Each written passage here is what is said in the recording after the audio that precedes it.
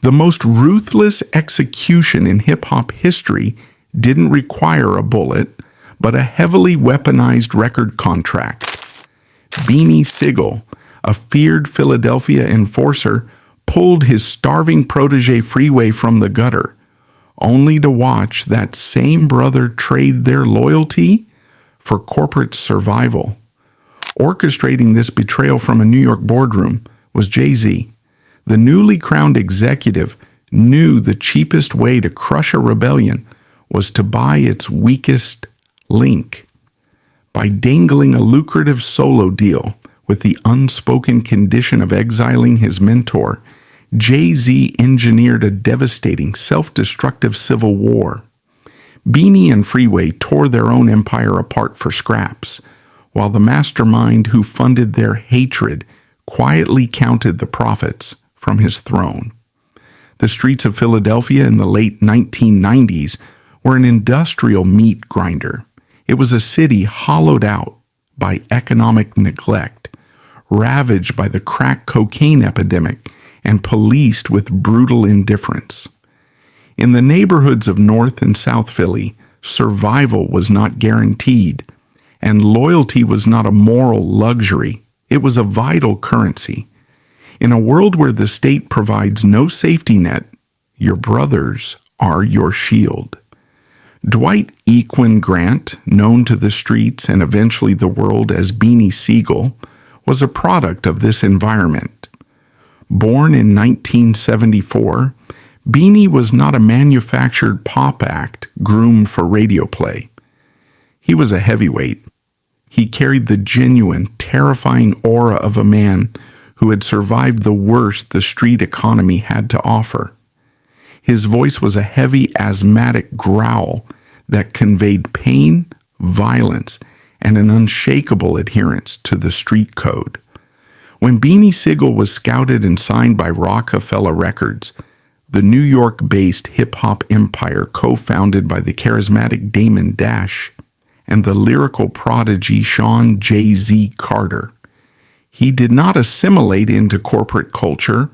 He brought the street code into the boardroom. Roc-A-Fella in the late 1990s was a burgeoning superpower, but it lacked the gritty, militant authenticity of the streets. Jay-Z provided the aspirational luxury.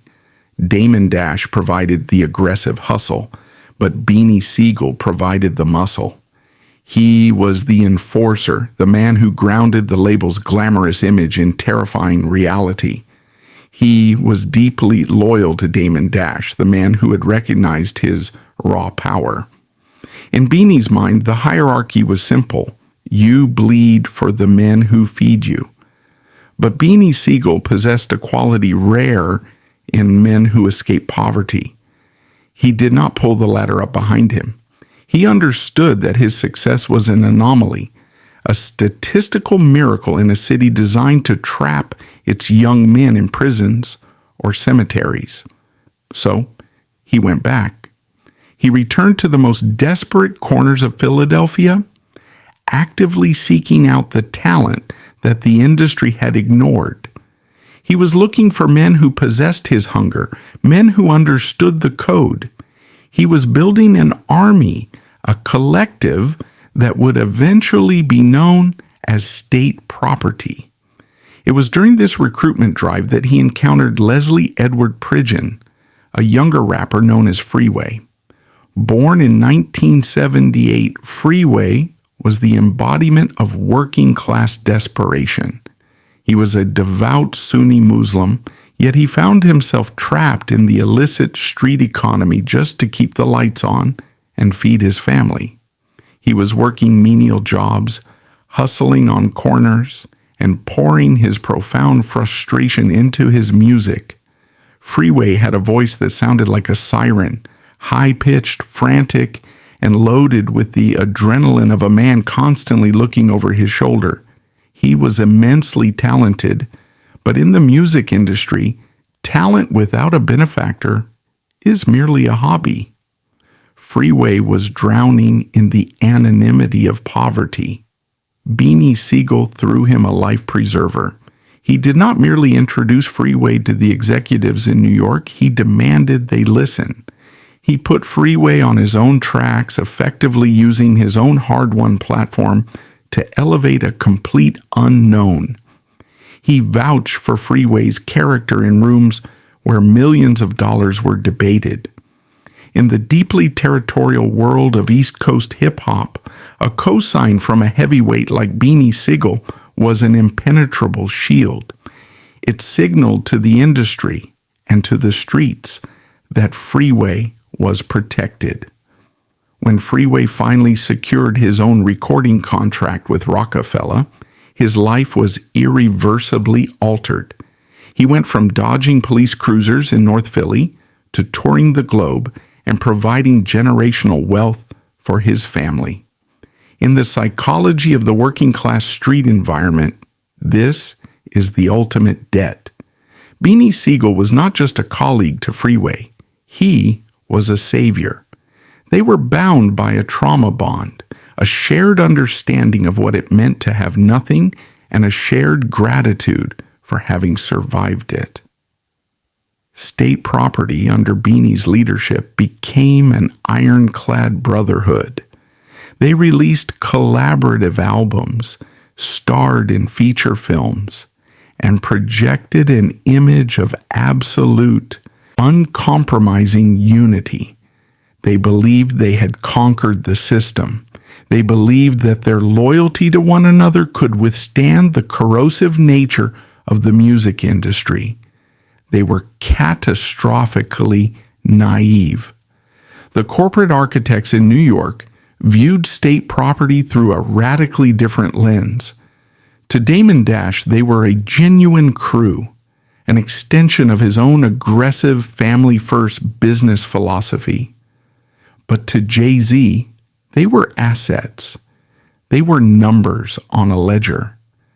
And as the millennium turned and Roc-A-Fella expanded into a corporate behemoth, the fundamental difference between the street code and the corporate code began to expose its lethal edges. The street code demands that you die for your brother.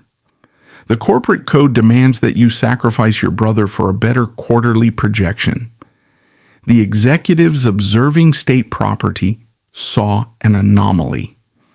In a business designed to exploit isolated individuals, a deeply loyal, united faction is dangerous. It gives the artists leverage. If the label tried to underpay or mistreat one member, they risked a strike from the entire collective. Beanie Sigel, with his volatile temper and fierce devotion to his crew, was the linchpin of this resistance. He was too authentic to be controlled and too powerful to be ignored. The men in the tailored suits knew that you cannot break a fortress from the outside. You must find the hairline fractures within the walls. You must locate the hunger. Poverty leaves psychological scars that money does not immediately heal. Even after achieving success, artists who grew up destitute operate from a place of profound scarcity. They are haunted by the terrifying possibility that the money could vanish tomorrow, that they could be sent back to the corners, back to the menial jobs, back to the humiliation of having nothing. The corporate system understands this trauma intimately. They study it. Def Jam executives didn't see state property as a brotherhood. They saw a union that needed busting. Burdened by the financial weight of his extended family, Freeway was presented with a lucrative solo deal carrying a silent, lethal ultimatum: align with Jay-Z's new regime or face industry exile. It was a calculated psychological wedge designed to shatter Philadelphia's strongest empire from the inside. As the years progressed towards 2004, the golden era of Roc-A-Fella began to rot from the inside. The dual monarchy of Damon Dash and Jay-Z was locked in a cold war. Their visions for the company had diverged completely. Dash wanted to build a sprawling, independent lifestyle brand, relying on gut instinct and loyalty. Jay-Z wanted institutional power, global corporate partnerships, and absolute control. The artists on the roster, including the men of state property, were largely oblivious to the seismic shifts occurring in the boardrooms above them. They were busy recording, touring, and living the dream that Beanie Sigel had brokered for them. But the trap was being laid. The corporate machine was preparing to tear the Roc-A-Fella empire in two. When the split finally came, it would not be a mere restructuring of assets. It would be a violent, forced migration.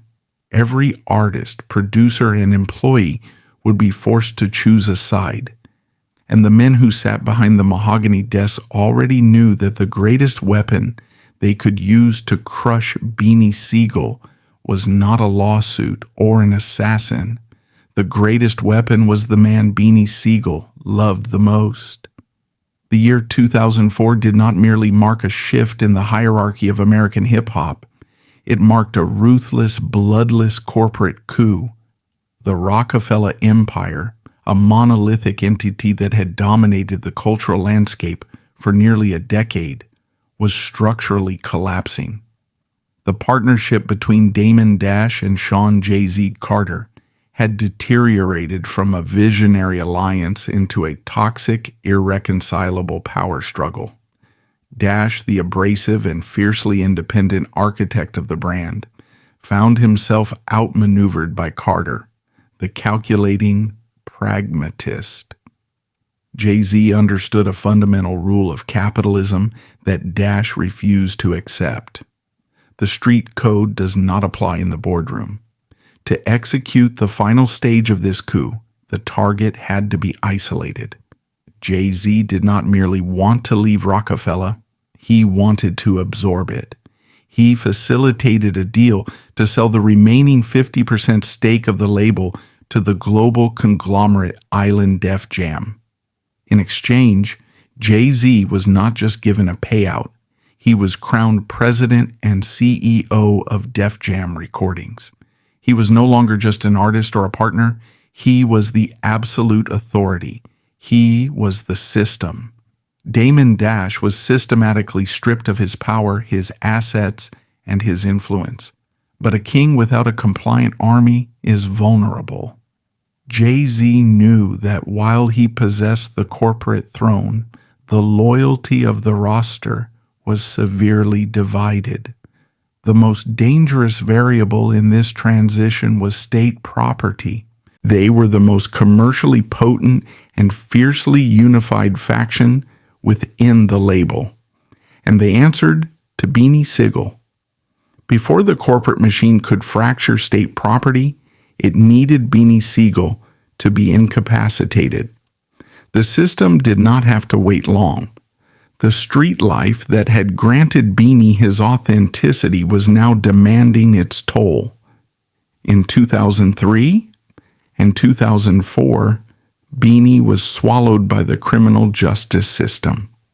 He was hit with a barrage of severe legal charges, including federal weapons offenses, and a high-profile attempted murder trial. He was fighting for his life, facing decades in federal prison. This is where the psychological isolation began. A man fighting a federal indictment is a man rapidly bleeding capital. Legal fees drain bank accounts, and physical incarceration severs a man's ability to protect his territory. Damon Dash, operating on the principles of street loyalty, stood by Beanie. He funded legal defenses and publicly championed his general. Jay-Z, operating on the principles of corporate risk management, distanced himself.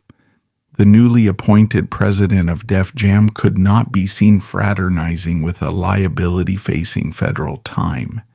Beanie Sigel, sitting in courtrooms and holding cells, watched the empire he helped build change locks while he was trapped on the outside. With Beanie weakened, distracted, and facing prison, the Def Jam Executive Board made its move. The artists of state property were summoned. They were presented with an ultimatum disguised as an opportunity. Damon Dash was starting a new independent venture. Jay-Z remained at Def Jam. The artists had to choose: follow the ousted founder who demanded loyalty but lacked corporate funding, or stay with the new president who held the keys to the global distribution network. For men who had grown up in poverty, this was not a choice. It was psychological warfare. The corporate machine did not deploy a blanket strategy. It was surgical. Jay-Z and his executives understood that to dismantle state property, they did not need to convince every member to defect. They only needed to turn to the most valuable asset. They targeted the freeway. Why freeway? Because he was the paradox the system needed. He was immensely talented, possessing a distinct, highly marketable sound. He had already proven his commercial viability with his debut album, but more importantly, he was deeply vulnerable. Freeway was not a reckless bachelor. He was a devout Sunni Muslim with a family to support. He carried the heavy, suffocating responsibility of being the sole provider for an extended network of dependents. The executives at Def Jam did not see a desperate man with a family to feed. They saw leverage. They promised priority marketing, massive budgets for music videos, and the full, undivided attention of the Def Jam promotional machine. They offered him stability. They offered him the financial security required to keep his family fed and his medical bills paid. But the contract came with a heavy, unspoken clause. The corporate machine made it abundantly clear that this golden parachute was conditional. Def Jam was Jay-Z's house now. Damon Dash was the enemy. Beanie Sigel, by refusing to abandon Dash, had aligned himself with the enemy. If Freeway wanted the budget, the promotion, and the survival of his career, he had to remain at Def Jam. He had to publicly and professionally separate himself from the Damon Dash faction. In doing so, he had to sever his alliance with Beanie Sigel. Imagine the psychological torment of this predicament. The audience often views these decisions through a simplistic lens of greed. But for a man like Freeway, the reality was far more claustrophobic. If he chose loyalty to Beanie Sigel, he would be blacklisted by the most powerful executive in hip-hop. He would lose his distribution, his income, and potentially his ability to afford his own survival. If he chose the contract, he would be betraying the man who had pulled him out of the ghetto. He was forced to weigh the street code against the survival of his own children. Capitalism does not care about brotherhood. It only cares about self-preservation. The system applied the pressure, and human nature took its course. Freeway signed the contract. He chose Def Jam. He chose Jay-Z. The stroke of that pen was a silent explosion that leveled the foundation of Philadelphia hip-hop. State property did not just split, it shattered. Other members of the crew, watching their most commercially successful peer align with the new regime, scrambled to secure their own survival. The unified front dissolved into a chaotic, paranoid scramble for scraps. The Brotherhood was dead. When the news reached Beanie Sigel, he was sitting in a federal prison cell. He had been convicted on weapons charges and was serving a year-long sentence. The physical confinement was nothing compared to the psychological devastation of the betrayal. Beanie had expected the corporate executives to act like sharks. It was their nature, but he had expected his brother to hold the line. In the stark, brutal reality of a prison cell, a man has nothing but his principles. Beanie had sacrificed his relationship with the most powerful man in music because he refused to break his word to Damon Dash. He had suffered the financial consequences of loyalty, and now he was forced to watch, powerless, as his protégé, the man whose career he had personally engineered, was rewarded by the very system that was currently starving Beanie out. The corporate coup was entirely successful. Jay-Z had eliminated a rebellious faction without ever having to engage in a public feud. He had secured the most profitable asset of the group, and he had completely neutralized his loudest critic. By forcing Freeway to defect, the system had stripped Beanie Sigel of his credibility, his army, and his dignity. But Beanie Sigel was not a man who suffered in silence. The trauma of the betrayal mutated in the darkness of his confinement. The pain hardened into an icy, uncontrollable fury. The system had taken his freedom and his family. When the prison doors finally opened and Beanie Sigel stepped back onto the streets of Philadelphia, he was not looking to rebuild. He was looking for blood. The corporate boardroom had quietly lit the fuse. Now, the public was about to witness the explosion. The Civil War was no longer theoretical. It was about to become a devastating public spectacle that would destroy whatever value was left in the men the system had pitted against each other. When the heavy steel doors of the federal penitentiary finally clanged shut behind Beanie Sigel in August 2005, he stepped out into a world that no longer belonged to him. He had survived the physical confinement, but the industry he returned to was unrecognizable. The Roc-A-Fella dynasty, the empire he had fortified with his own sweat and street credibility, had been completely swallowed by the corporate machinery of Def Jam. Damon Dash, the man Beanie had martyred himself for, had been exiled to the fringes of the business, stripped of his catalog and his power, and sitting comfortably in the executive suite, untouched by the chaos he had engineered, was Jay-Z. But for Beanie Sigel, the ultimate horror was not the shift in corporate management. The horror was looking at the roster of the new regime and seeing the face of the man he had pulled from the depths of North Philadelphia. Freeway was there, wearing the chain, operating under the budget, and answering to the executives who had actively turned their backs on Beanie during his darkest hour. The human mind, particularly one forged in a high-trauma environment, possesses a terrifying capacity for compartmentalization. When confronted with an adversary that is too massive and too insulated to defeat, such as a multinational record label and its billionaire president, the mind redirects its fury towards a target it can actually reach. Beanie Sigel could not walk into the Def Jam boardroom and physically dismantle the corporate structure.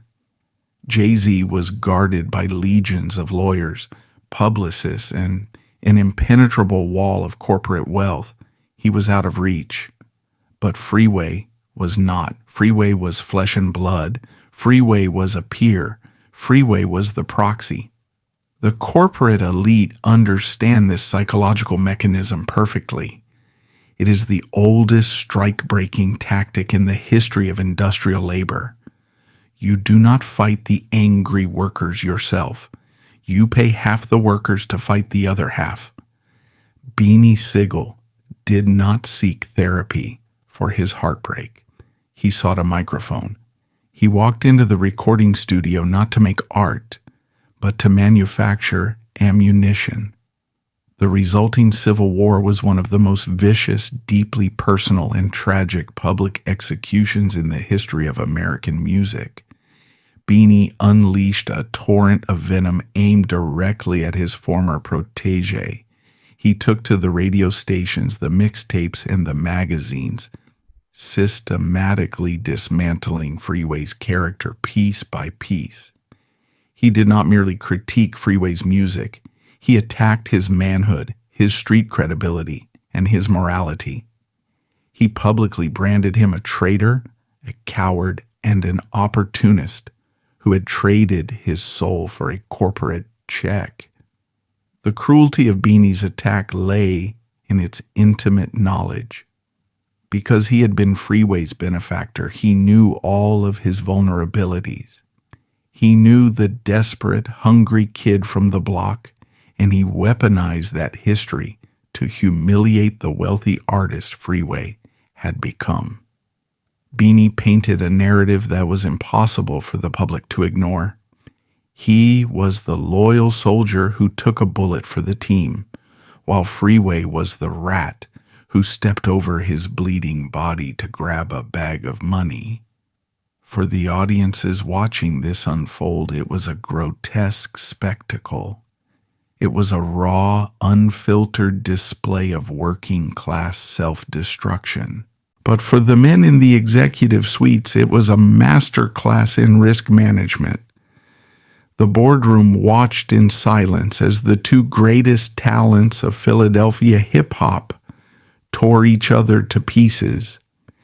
Every vicious diss track, every angry radio interview, and every threat exchange between the two camps generated massive publicity. The system monetized their mutual hatred. They sold records off the controversy, completely insulated from the emotional and physical danger of the feud. Jay-Z did not have to lift a finger to destroy Beanie Siegel's credibility. He simply watched Beanie exhaust his own energy trying to destroy Freeway. On the other side of the battlefield, Freeway found himself trapped in a psychological nightmare from which his new corporate contract offered absolutely no protection. To the executives at Def Jam, he was a valuable asset, a compliant artist who delivered records on time. But hip-hop is a culture that operates heavily on authenticity and respect. When Beanie Sigel, the undisputed heavyweight of Philadelphia, publicly revoked Freeway's credibility, the streets listened. Freeway was subjected to a brutal isolation. He had acquired the financial stability he desperately needed for his family and his medical treatments, but the cost was his reputation. In the eyes of the culture that birthed him, he wore the permanent, indelible mark of a sellout. He attempted to defend himself, trying to inject logic into a highly emotional debate. He tried to explain to the public, and perhaps to himself, that the music industry is a business, not a street corner. He pointed out the crushing financial reality of supporting his extended family. He argued that loyalty to a sinking ship was not nobility, it was suicide. But logic has no currency in a culture built on absolute loyalty. The working class audience, many of whom felt similarly exploited by the systems in their own lives, identified with Beanie's pain. They viewed Freeway's pragmatism as an unforgivable betrayal. Freeway discovered the chilling reality of corporate patronage. The system will pay you, but it will not protect you from the cultural fallout of your obedience. Def Jam did not issue press releases defending Freeway's character. They did not intervene to mediate the dispute. They let him absorb the entirety of the cultural backlash, effectively allowing him to act as the lightning rod for all the anger that should have been directed at the executives. This period of open warfare inflicted catastrophic damage on the infrastructure of Philadelphia hip-hop. The State Property Collective, once a unified, impenetrable phalanx, collapsed into a chaotic mess of fractured allegiances. The other members of the group were forced into an impossible position. They had to choose between the man who had discovered them and the man who currently held the favor of the record label. Some sided with Beanie, sharing in his exile and his financial starvation. Others quietly aligned with Freeway, securing their distribution but losing their connection to their roots. The Brotherhood was completely eradicated, replaced by a toxic atmosphere of paranoia and resentment. The system's divide and conquer strategy had achieved total victory. By pitting the artists against each other, the corporate elite ensured that state property would never again possess the leverage to challenge the label. They were no longer a union. They were a collection of bitter, isolated contractors, competing for the attention of a boss who viewed them as entirely expendable. As 2005 bled into 2006, the true toll of the conflict began to manifest. The initial shock value of the feud faded, leaving behind a stark, depressing reality. Beanie Sigel's career was in a severe downward spiral. The industry had effectively blacklisted him. Major producers and collaborating artists, fearful of angering Jay-Z and the Def Jam machine, refused to work with him. His independent releases, lacking the massive promotional budgets he once commanded, failed to reach a wide audience. He was a general without an army, fighting a guerrilla war against a corporate superpower that barely acknowledged his existence. His financial situation deteriorated, pushing him closer to the very street elements he had fought so hard to escape. But the tragedy of the zero-sum game is that the victor in the mud is still covered in mud. Freeway, despite his compliance and his contract, found that his career was also stalling. The corporate machine is notoriously fickle. Once Freeway had served his purpose, once he had been used as the wedge to shatter state property and isolate Beanie Sigel, the executives slowly began to lose interest. He was no longer a priority. Despite remaining contractually bound to Def Jam, Freeway's subsequent releases were quietly deprioritized and stripped of the massive promotional budgets he was initially promised. He had traded his brotherhood for a seat at the table, only to discover that the chair was temporary and the meal was severely rationed. The ultimate horror of the Civil War was taking shape. Both men had bled for the amusement and profit of the elite, and as the dust settled, they were both left staring at empty hands. The year 2006 brought a chilling silence to the Philadelphia hip-hop scene. The initial shock waves of the state property civil war had subsided, and the visceral public screaming match between Beanie Sigel and Freeway had exhausted itself. But the absence of noise did not indicate a truce. It indicated the onset of a far more lethal phase of the conflict. This was the era of corporate attrition. The executives at Def Jam, having successfully orchestrated the fracture of the most dangerous collective on their roster, no longer needed to actively manipulate the pieces on the board. They simply allowed the structural mechanics of the music industry to slowly suffocate the artists they had turned against each other. To understand the cruelty of this period, one must examine the specific, ruthless mechanism the music industry uses to neutralize its own assets, the shelf. When the public assumes an artist has simply faded away or lost their talent, the reality is usually far more bureaucratic. Def Jam did not fire Freeway.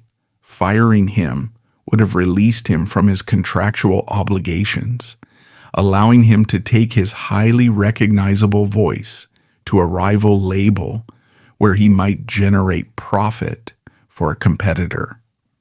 Instead, the corporate machine kept him firmly bound to his contract, while simultaneously shutting off the financial and promotional valves required to sustain a career. Freeway found himself marginalized within the new corporate structure.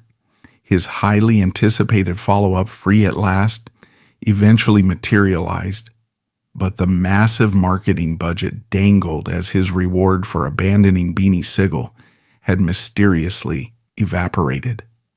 His calls to the executive suites were met with administrative delays and empty promises.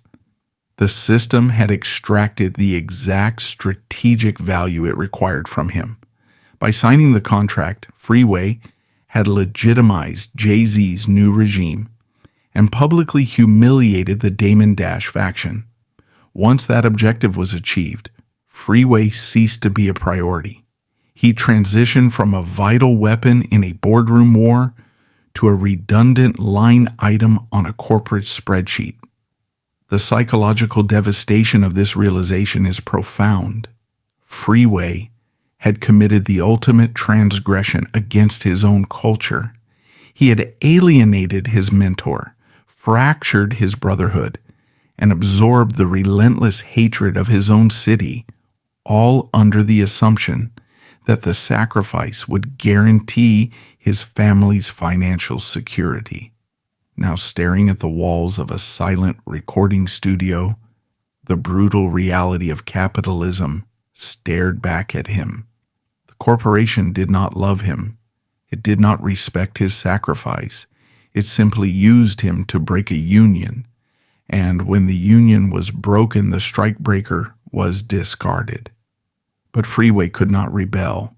While Freeway was quietly wasting away in the corporate waiting room, Beanie Sigel was experiencing a very different, yet equally agonizing, form of destruction. Beanie had chosen the path of the martyr. He had stood by his principles, rejected the new corporate overlords, and waged a loud, aggressive war against his former protégé. But Beanie quickly discovered the most terrifying aspect of fighting: a multi-billion-dollar corporate machine. The machine does not fight back. It simply ignores you. Beanie directed his fury toward the top of the pyramid. He released scathing tracks aimed directly at Jay-Z, attempting to drag the Def Jam president into the mud. He wanted a public confrontation. He wanted the street code to apply, where a challenge must be met with a response. But Jay-Z was no longer a street hustler. He was a corporate titan operating on a global scale. He understood the absolute power of silence. By refusing to acknowledge Beanie Sigel's attacks, Jay-Z denied him oxygen. He refused to validate Beanie's anger, effectively reducing the feared general of Philadelphia hip-hop to the status of a disgruntled former employee shouting into the void.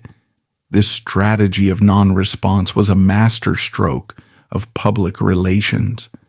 Without an opponent willing to engage, Beanie's aggressive posture began to look erratic. The corporate-aligned media narratives subtly shifted the public perception. Beanie was no longer portrayed as a loyal soldier who had been brutally betrayed by his corporate bosses and his closest friend. Instead, the industry press painted him as a bitter, washed-up artist unable to accept the new business reality. The system gaslit him on a massive scale, turning his legitimate, deeply rooted trauma into a character flaw. The financial starvation tactics implemented against Beanie were severe. Without the distribution network and the political protection of a major label, his earning potential collapsed. The music industry operates on a strict hierarchy of access, and Jay-Z held the keys to the kingdom.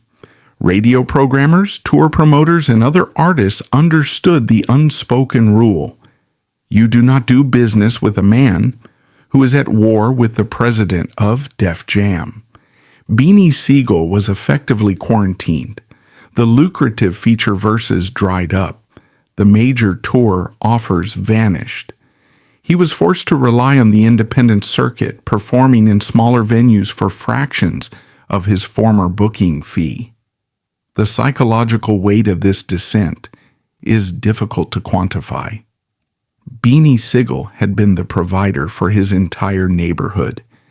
He had been the man who could make a phone call and change a young man's life, just as he had done for Freeway. Now, he was struggling to maintain his own financial footing. The contrast between his past power and his present isolation was a daily, agonizing humiliation. He was watching the men who had orchestrated his downfall ascend to unprecedented heights of wealth and cultural influence, while he was left to fight for scraps in the exact same economic conditions he thought he had escaped a decade earlier. By the end of 2007, the landscape was barren. The state property civil war had produced no victors among the men who actually fought it. Freeway was a wealthy pariah, chained to a label that refused to release his music, his physical health deteriorating alongside his mental well-being. Beanie Sigel was a marginalized rebel, stripped of his commercial power, fighting a desperate, lonely battle against an industry that had collectively decided to erase him. They had spent years tearing each other apart over a perceived betrayal, completely blind to the fact that they were both victims of the exact same predatory mechanism. They had allowed the corporate elite to dictate the terms of their brotherhood, and in doing so they had actively participated in their own mutual destruction. The boardroom executives had risked nothing. They had lost nothing. They had simply placed a bag of money between two starving men, locked the door, and waited for the noise to stop.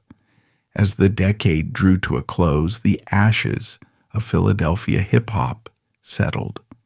The two greatest talents the city had ever produced were isolated, exhausted, and fundamentally broken by the system. But the most painful realization was yet to come.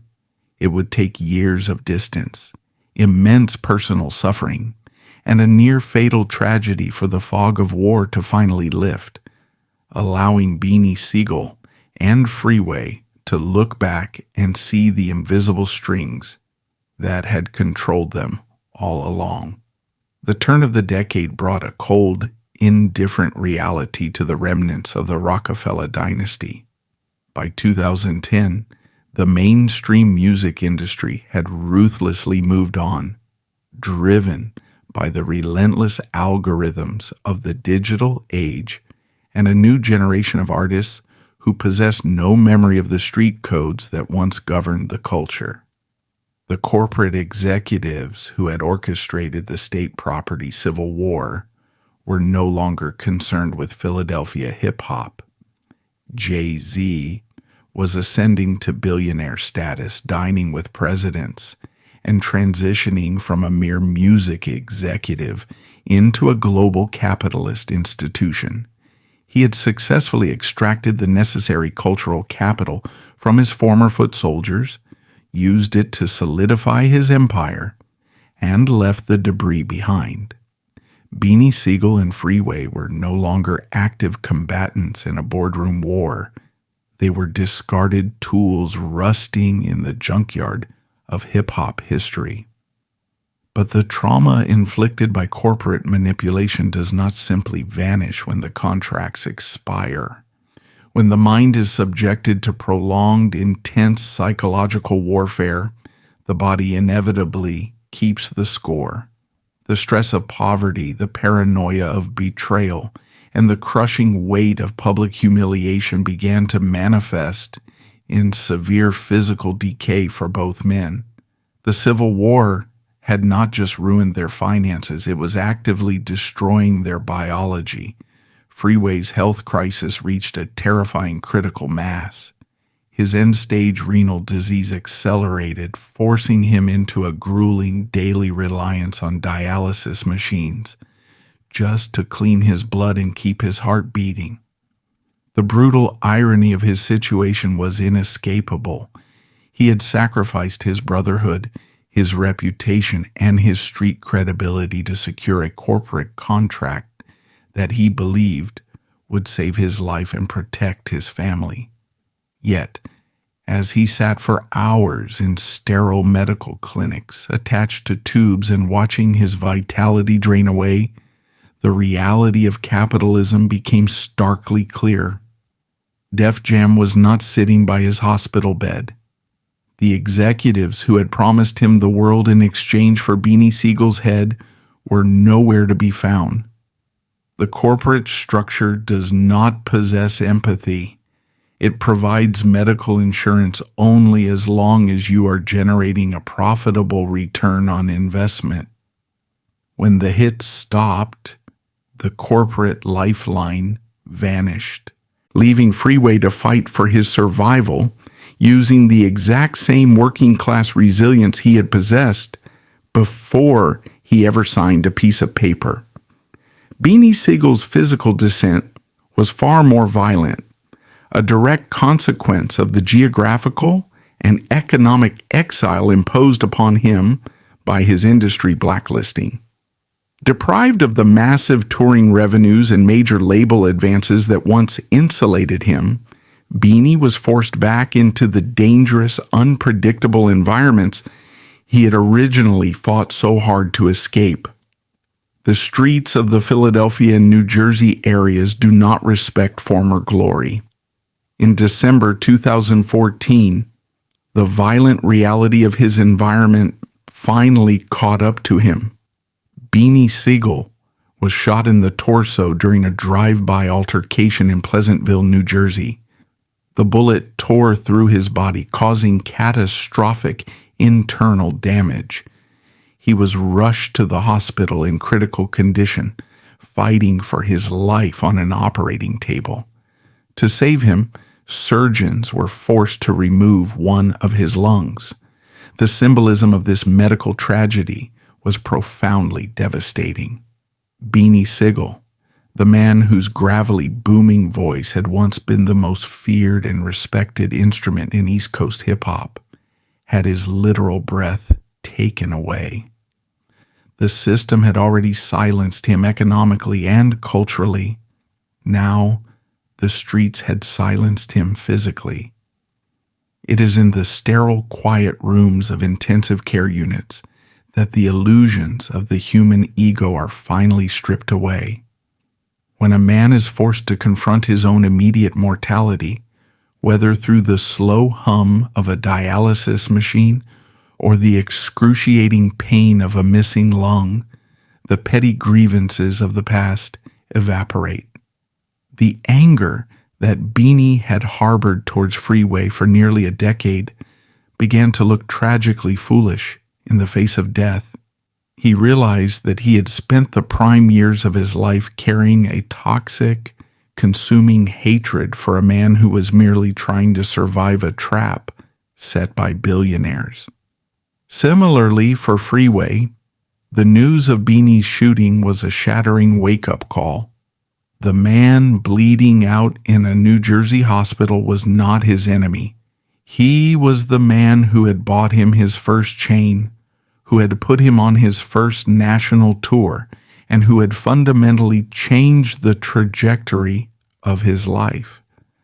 The corporate wedge that had been driven between them suddenly appeared incredibly fragile compared to the genuine shared trauma of their origins.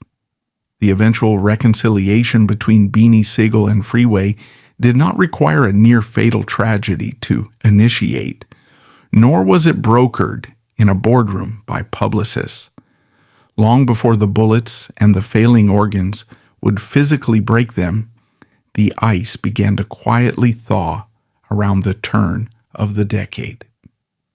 Between 2009 and 2012, the two men laid down their arms.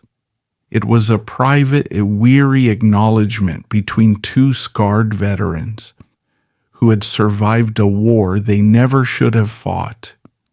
When they finally looked each other in the eye without the interference of executives or the pressure of the media, they did not just forgive each other, they forgave themselves. They recognized that they had both been manipulated by an economic predator. Freeway forgave Beanie for the public humiliation, understanding that the anger stemmed from deep, untreated pain. And Beanie forgave Freeway for the defection, finally understanding the terrifying pressure of navigating crushing poverty while a corporate titan dangles a life-changing check in your face. They would eventually share a stage again, reuniting state property to massive applause from fans who remembered the glory days of the early 2000s. But as the years pressed on, a heavy, unshakable melancholy permeated these reunions. It was a beautiful moment of healing, but it also became a stark display of a hollow victory. The reconciliation had come in time to save their brotherhood, but it could not reverse the damage inflicted by the years of stress, paranoia, and industry exile. When they performed side by side in the mid to late 2000s, the brutal toll of their journey was undeniable. They were physically depleted. Beanie rapped with the shortened breath of a man who had lost a lung to a 2014 bullet. Freeway performed with the exhaustion of a man battling end-stage renal disease, a fight that would eventually require a life-saving kidney transplant. They were brothers again, but the system and the streets had already taken their pound of flesh. They were survivors, but they had been robbed. They had lost millions of dollars in potential earnings. They had lost the absolute prime of their artistic careers. They had lost their youth, their health, and their peace of mind. And as they stood shoulder to shoulder, rhyming over the beats that had once made them kings, the ultimate tragedy of the zero-sum game was glaringly apparent. The true victor of this civil war was sitting in a Manhattan penthouse, completely insulated from the street-level wreckage. The corporate machine had executed its blueprint flawlessly.